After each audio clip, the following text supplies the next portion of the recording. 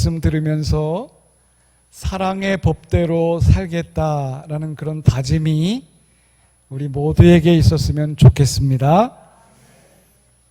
여러분, 세상에서 가장 오래된 법은, 성문법은 함무라비 법이라고 합니다. 함무라비 법전은 동태복수법이라 이렇게 말합니다. 이 동태복수법은 뭐냐면, 네가 나에게 가해를 준 것처럼 똑같이 해주는 겁니다. 손가락이 잘렸으면 자른 사람의 손가락도 자르고, 귀를 잘랐으면 그 사람 귀를 잘라주는 겁니다.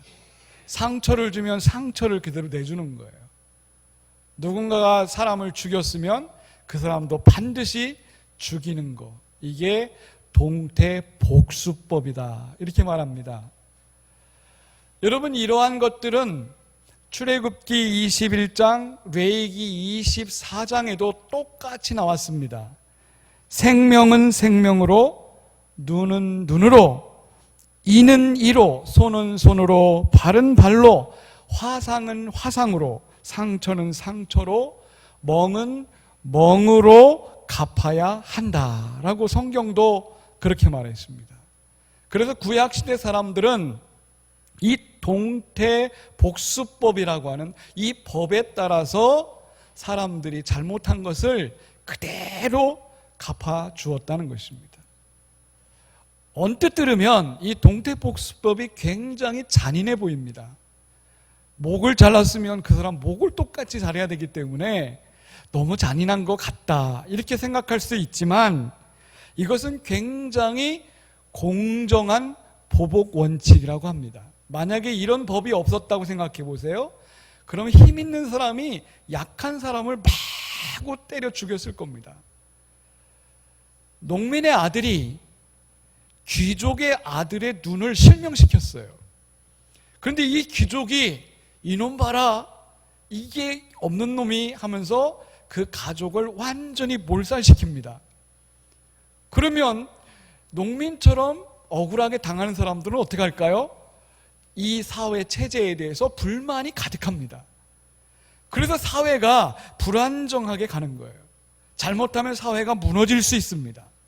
그래서 이 법이라는 것이 어떤 체제를 그대로 유지하기 위한 기반이 되는 것입니다. 법은 그렇게 모든 것들을 보호해 줄 수 있는 겁니다. 지금 우리는요, 죄형 법정주의에 따라서 살고 있습니다. 그 말은 뭐냐면, 법률에 따라서 정한 죄와 법률에 따라서 정한 벌을 받는 그런 시대를 살고 있습니다. 그래서 법에서 원하는 죄나 법이 원하는 벌을, 그거를 나는 못마땅하다고 해서 더 사람을 가해를 가면 그 사람은 법이 더 엄중하게 적용될 수밖에 없는 것입니다. 한마디로 말하면 법대로 사는 그런 시대인 거죠. 그런데요, 아무리 좋은 법이 있어도 그 법을 집행하는 사법부가 정의를 잃어버리고 공정성을 잃어버리면 어떻게 될까요? 재판을 하는 판사가 자기 원하는 대로 판결을 내리면 세상은 유전무죄, 무전유죄, 이것들이 난무할 것입니다. 그래서 억울한 사람들이 더 많이 나올 수도 있어요. 몇 년 전에 양승태 대법원장이 사법농단을 저질렀죠. 그건 뭐냐면, 대법원에서 상고법원 제도를 채택하기 위해서 외교부와 짜고 청와대와 타협을 한 것입니다. 그때 청와대와 타협한 것이 뭐냐면, 일본으로 강제 노역을 끌려간 사람, 또 일본의 위안부로 잡혀간 사람들의 그 피해 관련 보상 문제를 정부에게 유리한 쪽으로 판결을 해주면서 자기들이 원하는 상고법원 제도를 채택하려고 했던 그런 겁니다. 여러분, 대법원이 어떤 곳입니까? 대법원은 우리나라 최고 법정입니다. 거기에 있는 사람들이 자기들의 사익과 이해관계 때문에 재판을 자기들이 유리한 쪽으로 판결한다는 것은 여러분 잘못된 거죠. 지금까지 저는 과거 구약시대의 동태복수법이라는 법과 또 지금 우리 사회의 죄형 법정주의라고 하는 이 법을 여러분들에게 소개했습니다.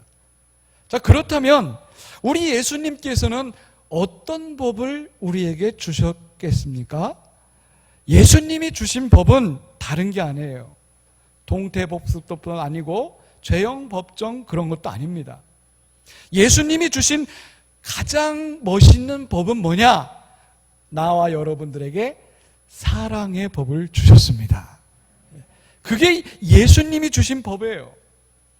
오늘 마태복음 5장을 읽었는데 38절부터 보면 눈은 눈으로 이는 이로 갚으라 하였다는 것을 너희가 들었으나 나는 너희에게 이르노니 악한 자를 대적하지 말라. 누구든지 내 오른뺨을 치거든 왼뺨을 돌려대고 너를 고발하여 속옷을 가지고자 하면 겉옷까지 줘라. 누구든지 너를 억지로 오리를 가게 하면 십리를 같이 가라. 내가 너에게 구하는 자에게 줄 것이며 너에게 꾸고자 하는 자에게 거절하지 말라. 그러면서 예수님이 하시는 말씀이 계속 이렇게 말합니다. 또 내 이웃을 사랑하고 내 원수를 미워하라 하였다는 것을 너희가 들었으나 나는 너희에게 이르노니 내 원수를 사랑하며 너를 박해하는 자들을 위해서 기도하라. 여러분, 예수님이 주신 법은 세상이 갖고 있는 그 법과는 완전히 다른 겁니다. 자, 그렇다면 여기서 이제 질문이 있습니다. 여러분은 지금 어떤 법을 더 중하게 생각하며 살고 있습니까? 이것이 중요한 것입니다. 그리스도인은 누굽니까? 그리스도인은 예수님이 가르쳐준 법대로 살려고 하는 사람들이 기독교인입니다. 맞습니까? 우리는 예수님이 가르쳐준 법대로 살아야 되는 겁니다. 그런데 예수님께서는 원수가 너에게 해를 끼쳤으면 그대로 가서 갚으라는 것이 아닙니다. 예수님이 가르쳐준 것은 원수까지도 사랑하라. 그것이 예수님이 우리에게 주신 사랑의 법입니다. 그러면 왜 이런 사랑의 법을 우리에게 주셨을까요? 이유는 간단합니다. 나와 여러분이 하나님 자녀이기 때문에 그렇습니다. 성경에 보면 하나님은 사랑이라고 그랬습니다. 아멘. 그러면 하나님의 자녀들도 똑같이 사랑해야 되는 거예요. 그것이 예수님이 우리에게 지금 주시는 말씀입니다. 누가복음 6장 35절도 똑같은 말씀이 나왔는데 하나님은 은혜를 모르는 자나 악한 자에게 인자하신 분이다. 할렐루야. 마태복음 5장 지금 45절에도 보니까 하나님은 해를 악인과 선인에게 비추시고 비를 의로운 자와 불의한 자에게 내려주신다 그랬습니다. 하나님은 그런 분이래요. 악한 자와 선인에게 동일하게 해와 비를 다 주시는 사랑을 베푸시는 분이랍니다. 그래서 예수님께서 오늘 우리에게 하늘에 계신 너희 아버지 아들이 되기 위해서 너희들도 그렇게 살아야 된다 이렇게 말했습니다. 읽은 말씀 48절에 보면 하늘에 계신 너희 아버지의 온전함 같이 너희도 온전하라 그랬습니다. 누가복음 6장에 보면 너희 아버지가 자비로우신 같이 너희도 자비로운 자가 되라 그랬습니다. 여러분 잘 보십시오. 온전한 사람이 되라, 자비로운 사람이 되라. 여러분 우리가 가능하기 때문에 되라고 말하는 겁니다. 불가능하면 되라고 말하지 않겠죠. 하나님처럼 우리들도 사랑이 넘치는 사람이 될 수 있다는 것입니다. 믿으시면 아멘 하십시오. 문제는요, 아무리 좋은 법이 있지만 그 법대로 살지 않으면 그 법은 효력이 없는 것입니다. 여러분 세상에 아무리 좋은 법을 만들어도 그 법을 지켜내지 못하면 그 법은 가치가 없어집니다. 예수께서 우리들에게 사랑의 법을 지금 말씀하고 계시지만 우리가 그 법대로 살지 못하면 여러분, 기독교는 절대 사랑의 종교가 될 수 없는 것입니다. 바라기는 여러분 모두 사랑의 법을 실천하시기를 축복합니다. 우리는요, 하나님을 모르는 사람들과는 다르게 살아야 됩니다. 여러분, 일반 세상 사람들은요, 오늘 성경에 보니까 이렇게 산대요. 자기를 사랑하는 사람은 사랑한대요. 이게 세상 사람들의 공식입니다. 자기를 사랑하는 사람은 얼마든지 사랑할 수 있는 거죠. 근데 예수님께서 뭐라고 하냐면 죄인들도 자기를 사랑하는 사람을 사랑할 수 있대요. 죄인들도. 또 일반 사람들은 아는 사람에게만 무난한대요. 여러분, 이것은 이방 사람들도 누구나 다 그렇게 합니다. 아는 사람에게는 얼마든지 무난해요. 또 세 번째, 자기에게 선대하는 사람에게 선대한다는 거예요. 호의를 베푼다는 거예요. 여러분, 믿는 사람이 이 수준이 되면 안 됩니다. 믿는 사람이 세상 사람들처럼 자기를 사랑하고 자기에게 호의를 베푸는 사람, 자기에게 뭔가를 갖다 주는 사람, 그런 사람에게 나도 준다, 이런 개념으로 사는 것이 믿는 사람이 되면 안 됩니다. 믿는 사람은 그렇지 않아도 사랑하는, 내 이웃을 사랑하는 것처럼 원수까지도 사랑하는 그 단계까지 가야 되는 것입니다. 그러기 위해서는 어떻게 그게 가능할까요? 여러분, 오늘부터 이 작업을 꼭 하시기 바랍니다. 사랑의 법 실천은 다른 게 없어요. 너를 대적하는 자를 위해서 뭐하라? 기도하라 그랬습니다. 기도하라. 예수님이 가르쳐주는 사랑법은 간단합니다. 기도해 주는 것입니다. 여러분의 기도 속에 그동안은 나의 가정과 내 자녀와 나의 일터와 내가 속해 있는 것들만 기도했다면 예수님이 지금 뭘 얘기하는 겁니까? 너를 싫어하는 사람을 네 기도에 넣어라. 너를 미워하는 사람을 네 기도 속에 넣어라. 너에게 원수 같은 사람을 네 기도 속에 넣어라. 너를 핍박하는 사람을 너의 기도 속에 넣어라. 이걸 주문하신 거예요. 여러분, 예수님의 사랑의 법은 기도로 시작하는 것입니다. 오늘 여러분, 우리 삶 속에 내가 곰곰이 생각해 보면 이 사람은 정말 싫어, 이 사람은 미워, 이 사람과 거리를 두고 싶어 했던 사람들이 있다면 오늘 이 시간부터 여러분의 기도 속에 그 사람을 넣어보시기 바랍니다. 그것이 예수님의 사랑의 법을 실천하는 첫 단계이신 것입니다. 이제 말씀을 맺겠습니다. 10월 초순에 용정교회 권석은 목사님이라는 분이 갑자기 쓰러져서 병원에 가셨습니다. 그분이 굉장히 건강한 분이었어요. 아침 새벽 예배를 마치고 설악산 대청봉을 올라갔다가 내려와서 저녁 때 오실 정도로 그렇게 건강에 자신을 항상 자랑했던 분이에요. 근데 갑자기 병원에 실려갔는데 병명이 폐렴 막대균이라는 병명을 얻었습니다. 폐에 염증이 생겨서 폐혈증으로 전이돼가지고 그거 걸리면 10명 중에 5명은 죽는 겁니다. 이분이 사지에 들어간 거예요. 죽음의 직전까지 가면서 열이 39도까지 올라가는 것이 10일 동안 9번이나 왔다 갔다 했대요. 사경을 왔다 갔다 한 거죠.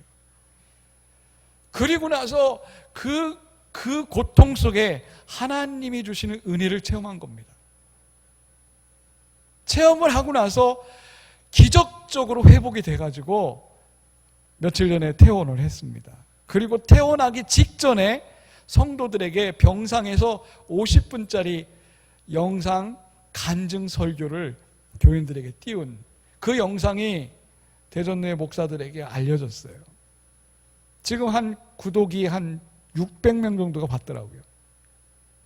저도 그거를 50분 동안 쭉 보면서 엄청난 은혜를 깨달았어요. 그분이 자기가 건강을 자신하고 나는 더 목회를 하고 싶다는 그런 욕망 속에 건강 체력을 보강했는데 순간 죽음을 경험하니까 3가지 깨달음이 오더래요. 그 중에 마지막 깨달음이 이거예요.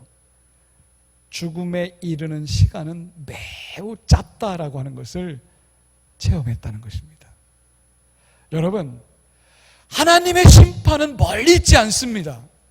어느 날 갑자기 바이러스가 어떻게 침투할지도 모르는 그 균이 권 목사님에게 들어가서 의사들도 판정 못하는 병에 걸려가지고 순간 죽느냐 사느냐 왔다 갔다 하는 기로에 놓였던 것입니다. 거기서 깨달은 것은 죽음은 멀리 있지 않고 항상 내 가까이 있다는 거예요. 그러면서 설교 메시지 마지막에 우리 인생이 그렇게 짧으니 여러분 사랑하며 사십시오. 제가 사랑의 설교를 지난주부터 준비하면서 그분 간증을 딱 접했는데 순간 느낌이 와요. 야, 인생이 정말 하루아침 안개와 같겠구나 그런 생각을 해봐요.